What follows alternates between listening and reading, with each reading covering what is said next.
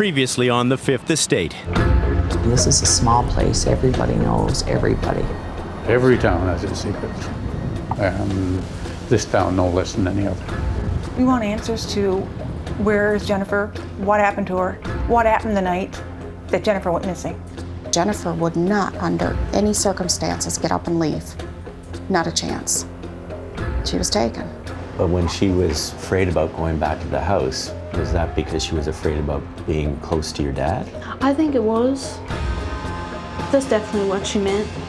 Because, I mean, the three of my girls was everything to me, and still are. Jennifer is not alive. There's not a doubt in my mind.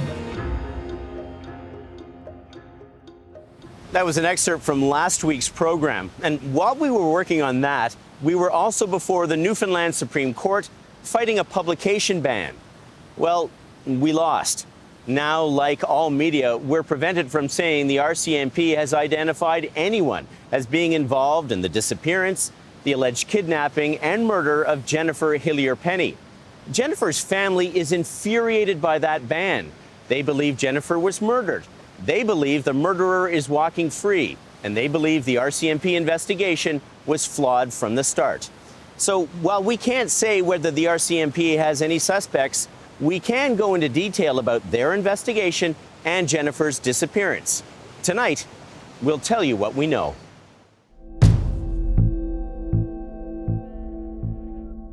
On the outside, 38-year-old Jennifer appeared happy, but those close to her know her world was in turmoil. Her marriage to her husband, Dean Penney, was falling apart. She'd moved out. She wanted a divorce.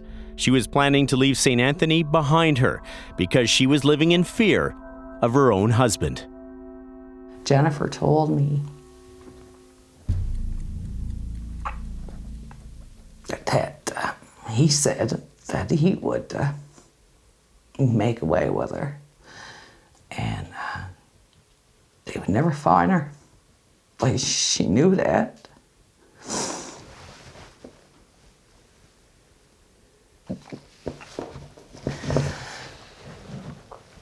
So yeah, that's why we had a safety plan. So she had that fear, whether it was real or not, but it was real to her. And she shared that with you? Oh, well, yeah. So like when I say daily safety plans, me and Vicky, we piggybacked. So she wasn't talking to her today or, this afternoon. I was. So Vicky texts, and you talking to Jennifer? No, well, I haven't either. So then I text, where you at? Where you going? Okay, yes, I'm going home. I'm going right to Dad's after work. That's the way it was all the time. Founded or unfounded, Jennifer's fear is palpable in texts sent to her friend suggesting Dean was watching her when she left work each day. He drives by the hospital right slow at 4 o'clock. He's right cocky. I told my counselor he gives me major anxiety. Despite her fear, Jennifer made a decision that would change everything. She agreed to return to Dean's house for a few days to watch their teenage daughter, Dina, while he was away hunting. I know my mom didn't want to stay in that house. And I feel like what makes me feel the absolute worst is knowing that my mom was afraid. Yeah. She was afraid, and she didn't want to stay in that house that week. After eating supper at her dad's, Jennifer arrived at Dean's house around 8 p.m. on November 30th. She didn't feel well and sent a text to her daughter telling her she was going to bed. The next morning, Dina woke up to find her mother was gone, though Jennifer's phone, purse, coat, and car were all where she left them. With winter setting in, it would seem obvious her disappearance was suspicious. But when Jennifer's brother Glenn arrived at the house that morning, he said the RCMP didn't suspect foul play. As far as I'm concerned, they didn't take it serious enough. Mm-hmm. They just took it as she ran away or she committed suicide, right? And no, not a chance. Mm-hmm. Not for me, no, sir. I don't think she ever did. Did you tell that to the police Yes. officer there? Yes, several times. What did you say? I said exactly what I told you. Jennifer didn't make away with herself. Jennifer didn't run away. You don't know Jennifer. If you knew Jennifer and how much she thought of her family and her kids, her mom, her dad, us, you'd say, no, she never ran away. That same day, December 1st, Jennifer's friend Gina Elliott also told the RCMP she was convinced Jennifer had been abducted. And that's what I tried to explain to when I was giving the interview was, like, she's gone. That's what I kept saying. Jennifer's not coming back. Like, you're wasting time here with me. You need to go, look for evidence to find where she's at.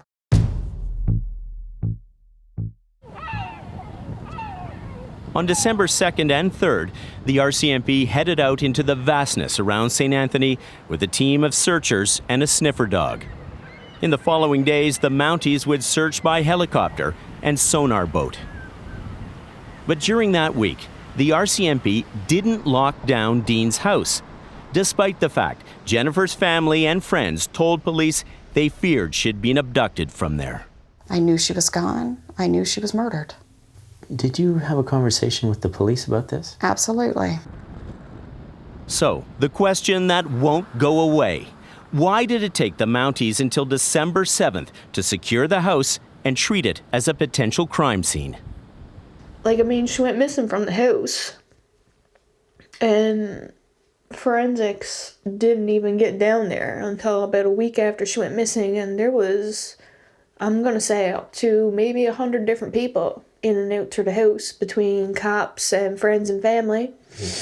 So, how are you going to sort through fingerprints in a house with so many fingerprints? Why wasn't the house blocked off? Why were people allowed to come and go? Why were people allowed to go through her things? That was her last known whereabouts.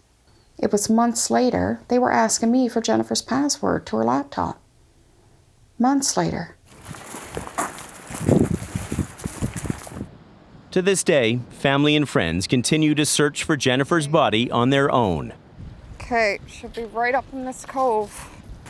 Through bogs and thick brush, abandoning any hope the police can help. I don't know. Hey, if we find Jennifer, I don't think it's going to be because of the police. It's going to be because somebody came across her or, one of our searches that we'll have. You're relying on either yourselves or luck. Yeah. They may be losing hope of finding Jennifer, but they'll keep searching for answers. Because back in St. Anthony, suspicion is running high. But just let me ask you the key question, Dean. That's what everyone wants to know is... St. Anthony, Newfoundland is a town on edge. In the past 15 years, 4 people have disappeared from this town of 2,000. Their bodies never found. 3 cases have been chalked up to misadventure, but everyone feels Jennifer Hillier-Penney's disappearance is different. There was a lot of people here in this town that never ever locked their doors at night. Locks their doors now. People that don't walk at night used to walk all the time. People that used to leave the keys in their vehicles and stuff don't leave keys in their vehicles anymore. In town, there are plenty of theories to go round. But the RCMP has never named any suspect in their investigation, so we went looking for some possibilities. It was late November, and Jennifer was heading to Dean's house for the 4th night that week to watch their daughter. She was giving her sister a lift when Dean called and seemed impatient and agitated. She got a phone call and she answered the phone, and this was Dean, and she was saying, "Are you coming home now?" And Jennifer said, "Yes, I'm coming home now. But are you coming right now? Are you coming home?" "Yes," she said, "I'm coming home right now. In a few minutes, I'll be home." Jennifer had said Dean was convinced she was having an affair. Is that why he wanted to know where she was that night? We learned the night she disappeared, Jennifer was indeed texting with another man. Her brother Glenn saw the text, but he says they had nothing to do with an affair, far from it. But she wasn't talking to him about getting divorced. She had asked him for advice for lawyers, and because he only just went through a divorce a while back, and she said he was helping her out. So that's all I thought of it. She'd spoken to him, not long before, She was taken, and just, honestly, just for consult. He's a businessman, he had good connections with lawyers, and she used that. She used those connections, she needed those connections. Do you think it could have been anything more than that? Absolutely not. This was a tense time in Jennifer's life. She only agreed to return to Dean's house with the understanding he would be away at his cabin. We spoke to Dean in May. Without his knowledge, it was being recorded, and he told us he was out of town, nearly 45 minutes away, the night she disappeared. I was down at the cabin down the Horse Arm. I was down for a full week, hunting, right, duck hunting, right, and it's just really strange, yeah. But the night Jennifer disappeared, we were told Dean showed up at his house. His daughter Dina saw him. It'll come out later down the line when you guys look into the story. He came back to the house that night to get something in the garage. He said he had to come back for his decoys. And Dina saw him. Yeah. Said, well, my sister told me that, like, he called her when he was coming back into St. Anthony that night just to be like, hey, what's up? I'm going to be stopping into the garage and grabbing my decoys and stuff like that. And when she heard him out there, she just went out in the door hole of the garage and said bye, good night. So we approached Dean a second time to clear up what happened that night and ask him the questions Jennifer's family wants answered. I can't say much, but you have to get hold of my lawyer and stuff for that. I can't say nothing because no film made there, buddy. No, I understand. I just want to know, you say you want to clear your name. We're trying to give you an opportunity. The night she disappeared, were you back here to get your decoys? I came back here, but my daughter was here in the house at that time. Yeah, I know. But you did come back here to get your decoys that night? Yes, I told the police that. So you were here at the scene of her disappearance that night? A lot of people there. But nobody knows for sure that she disappeared from here. That's just hearsay. But just let me ask you the key question, Dean. That's what everyone wants to know is, did you do it? No, definitely not. But anyway, I can't say no more than that because, like I said, my lawyer is taking care of that stuff, and I can't say anything yet. To Jennifer's family, Dean's decision to return to the house to get his duck decoys doesn't ring true. He was out there and didn't have decoys, duck hunting? That doesn't make sense to you? No, not really. You'd think he'd have them the whole time you were on, wouldn't you? Yeah. You would think. Or an experienced hunter. Yeah. You think you'd take them even if you didn't need them. That's suspicious too, right? There's a lot of things that don't add up. We don't know what the RCMP thinks happened that night. We do know the Mounties searched Dean's home, his truck, and his cabin where he was duck hunting. They also seized some of his personal belongings. The RCMP refused our request for an interview to discuss the details of this case. We asked by email if Dean Penney had been cleared as a possible suspect in Jennifer's disappearance. The Mounties replied, "In order to protect the integrity of this active and ongoing investigation, I am unable to provide any information in relation to any possible witnesses or suspects." But even Dean's own daughter Marina has her doubts, gnawing, painful doubts about her own father. When I put my dad in that situation, just like thinking things through my head, like how that night could have played out, like it just makes me sick with like anxiety and fear. So in that sense, you haven't ruled him out as a possible suspect? No.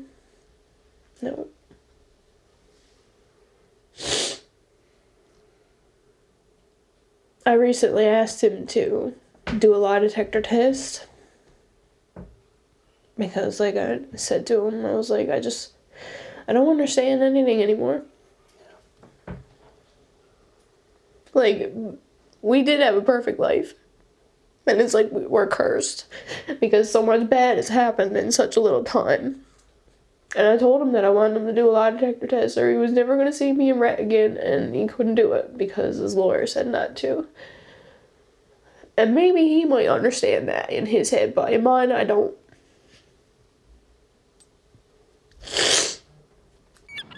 Loss of a loved one is crippling. Loss without closure only prolongs that pain. Or in Jennifer's case, it prolongs a family's fight for justice. Can you live with the fact that there may never be an arrest in this case? No. It will be my life's work to make sure that she gets some kind of justice. I won't rest. We've stayed somewhat quiet just for the sake of the investigation, hoping something will move. There's nothing. It needs to be talked about. People need to know the circumstances and why there's no arrest. I want to know why there's no arrest.